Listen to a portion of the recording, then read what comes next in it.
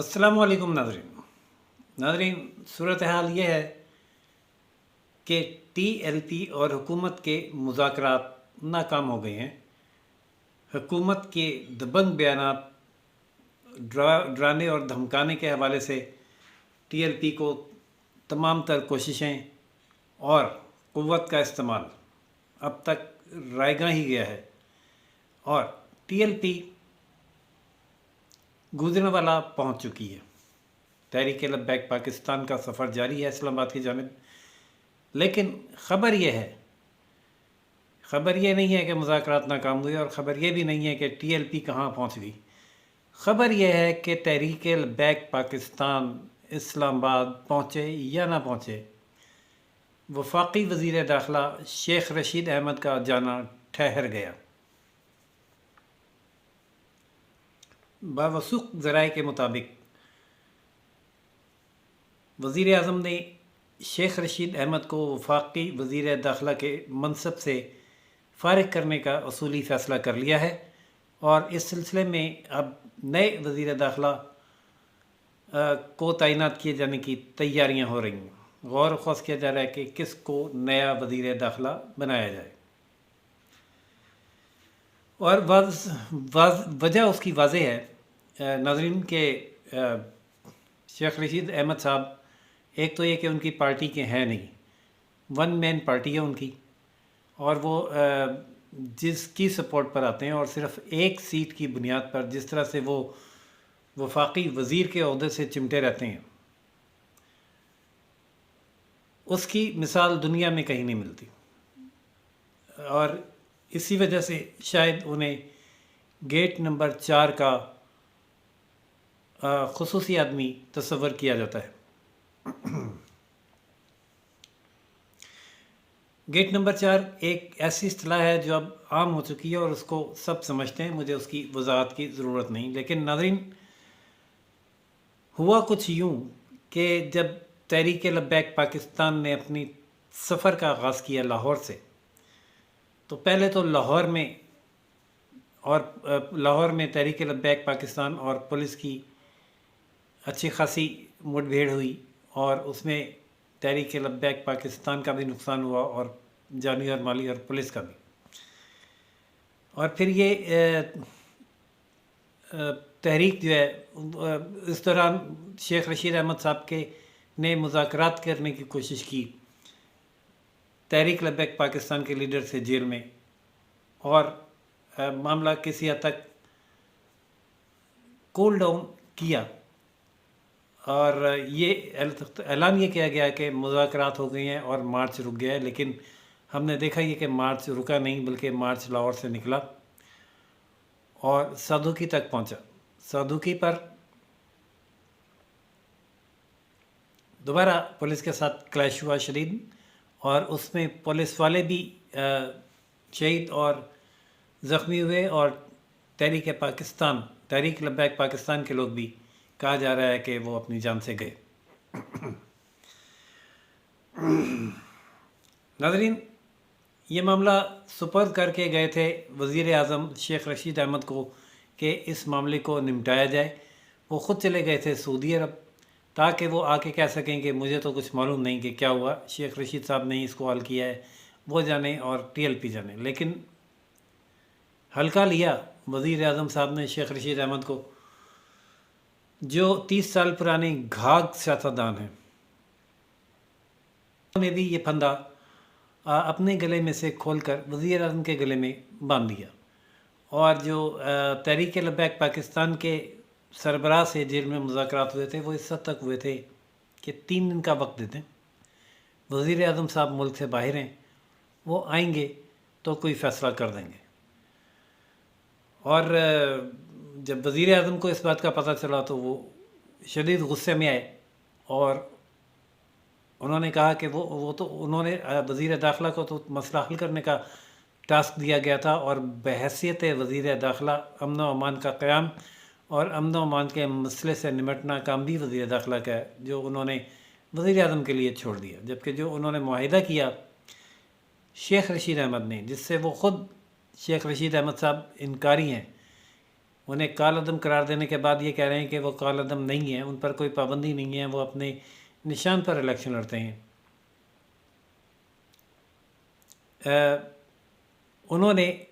متضاد اپنی جو ہے وہ رویہ اختیار کیا تحریک لبیک پاکستان کے حوالے سے، اور یہ کہا کہ سفیر پاکستان میں ہے ہی نہیں، اگر وہ ہوتے تو ہم انہیں نکال دیتے۔ یہ ایک ایسا موقف ہے جس پر تحریک لبیک پاکستان دوبارہ یہ کہہ سکتی ہے کہ اب سفیر آگے اب نکالو۔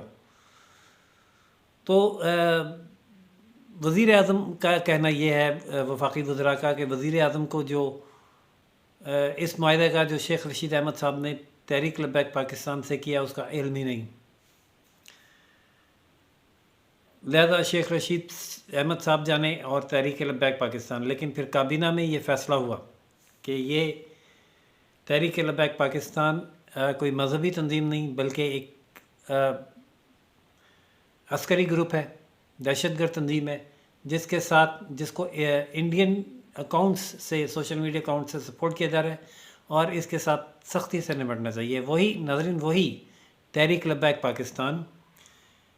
جس میں شاہ محمود قریشی صاحب جا کے بیٹھتے تھے، جس کے حق میں شیخ رشید صاحب چیخ چیخ کر بیانات دیتے تھے، اور جس کو عمران خان کی مکمل سپورٹ اس وقت حاصل تھی جب وہ فیض آباد پر پاکستان مسلم لیگ نون کی حکومت کے خلاف دھرنا دے کر بیٹھے ہوئے تھے۔ یہاں یہ یاد دہانی کرانے کا یہ مقصد نہیں ہے کہ پی ٹی آئی اس وقت درست کر رہی تھی اور اب بھی پی ٹی آئی کو وہی کرنا چاہیے۔ یہاں یہ یاد دہانی کرانے کا مقصد یہ ہے کہ پی ٹی آئی اس وقت اس ملیٹنٹ گروپ کو صرف اس لیے سپورٹ کر رہی تھی کہ بائی ہک اور کروک نون لیگ کی حکومت کے لیے مشکلات کھڑی کی جائیں اور اس حکومت کو گرایا جائے، جس میں وہ بہرحال ناکام ہی رہے اور الیکشن اپنے وقت پر ہوئے، اور وہ سانپ جو انہوں نے خود پالا تھا وہ اب ان کو کاٹنے کو آیا۔ یہ تو عام طور پہ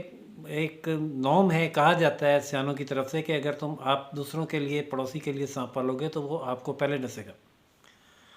تو اس وقت وہ حکومت تو بچ نکلی، لیکن یہ حکومت بری طرح ڈسی جا رہی ہے۔ ناظرین، ہو سکتا ہے حکومت اس گروپ کو دبانے میں کامیاب ہو جائے، کیونکہ جو ماضی میں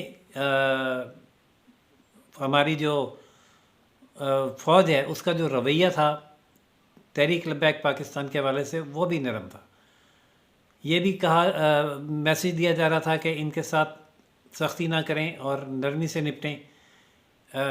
باقاعدہ آرمی چیف صاحب نے وزیر اعظم کو فون کر کے یہ میسیج دیا کہ اپنے لوگوں کے خلاف قوت کا استعمال نہ کریں اور نرمی کے ساتھ اور بردباری کے ساتھ معاملے کو حل کیا جائے، جبکہ آئی ایس پی آر کی جانب سے اس قسم کے بیانات بھی ہوئے کہ پوری فوج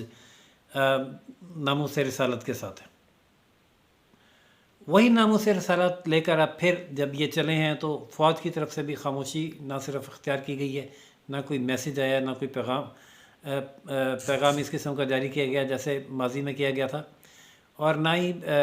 چیف آف آرمی اسٹاف نے وزیر اعظم کو فون کر کے یہ کہا ہے کہ ان کے ساتھ نرمی سے نپٹا جائے، بلکہ آرمی چیف اور وزیر اعظم کی ملاقات کے بعد حکومت کی جانب سے یہ اعلانات کیے گئے ہیں کہ فوج اور حکومت کے مابین معاملات طے پا گیا ہے اور عسکری گروپ کے ساتھ سختی سے نپٹا جائے گا، جس کے بعد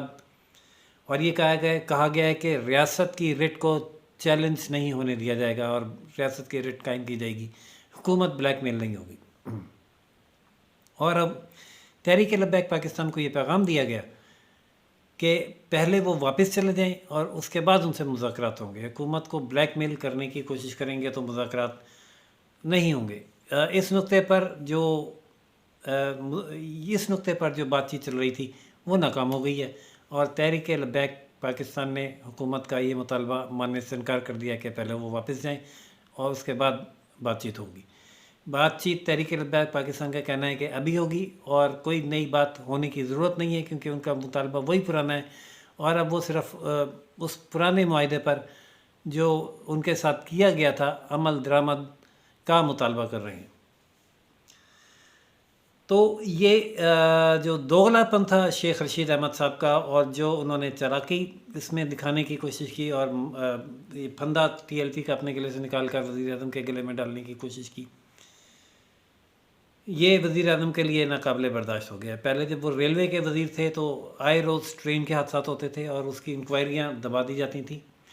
اور ایک انکوائری جو اس حوالے سے آئی کہ جو ٹرین کو آگ لگی تھی جس میں 80 افراد جل کر شہید ہو گئے تھے، اس میں تبلیغیوں کا قصور نہیں تھا، ان کے سٹوو سے آگ نہیں لگی تھی بلکہ شارٹ سرکٹنگ سے آگ لگی۔ وہ رپورٹ شیخ رشید صاحب نے واپس بھجوا دی تھی کہ دوبارہ انکوائری کی جائے، اور وہ دوبارہ رپورٹ اب تک نہیں آئی، جس کے بعد ان کی وزارت تبدیل ہو گئی۔ مضبوط ان کا قلہ اتنا ہے کہ ان کا بگڑا کچھ نہیں، وزارت تبدیل ہوئی اور اس سے زیادہ مضبوط اور سینسٹیو وزارت انہیں مل گئی۔ لیکن اس وزارت میں بھی سوائے بیان بازیوں کے شیخ رشید صاحب کو اور کوئی کامیابی حاصل نہیں ہوئی۔ صرف ایک یہ ٹیسٹ کیس آیا تھا تحریک لبیک پاکستان کا، جس میں وہ بری طرح سے ناکام دکھائی دیے، نہ صرف عملی طور پر بلکہ حکومت کے کاغذوں میں بھی۔ تو ناظرین، ہمارے ذرائع کے مطابق فیصلہ تو ہو گیا ہے،